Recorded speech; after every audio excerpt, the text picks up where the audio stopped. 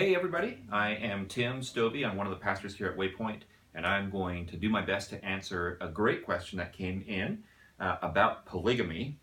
And the question is, why did God never address the issue of having more than one wife in the Old Testament? We see time and time again it's a bad idea, but why was it never part of the Jewish law? This has always kind of bugged me, and I'm glad that it bugs you, whoever submitted that question, because it should bug all of us.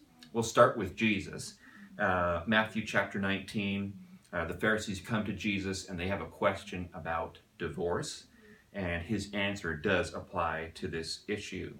They say, "Why then," they asked, "did Moses command that a man give his wife a certificate of divorce and send her away?" And Jesus replied, "Moses permitted you to divorce your wives because your hearts were hard, but it was not this way from the beginning." And that's the principle that's there, is that divorce was permitted because their hearts were hard, but this was not God's intention from the beginning. And I believe this also applies to the issue of polygamy, and I'm not even sure that it was necessarily permitted in the way that we might think. Let's look at one of those polygamists.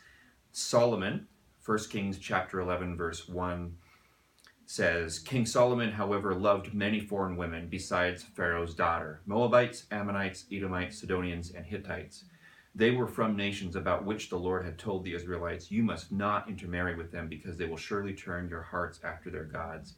Nevertheless, Solomon held fast to them in love." That's in conjunction with Solomon's splendor, but we see that in Deuteronomy chapter 17, starting at verse 16, Deuteronomy, part of Jewish law. It says this, "The king, moreover, must not acquire great numbers of horses for himself, or make the people return to Egypt to get more of them. For the Lord has told you, you are not to go back that way again." And then it says, "He must not take many wives, or his heart will be led astray. He must not accumulate large amounts of silver and gold." So there we have it in Jewish law. Not good. Get out. And I would also like to invite you to join us on Sunday as we ask and answer, hopefully, questions about faith. See you then.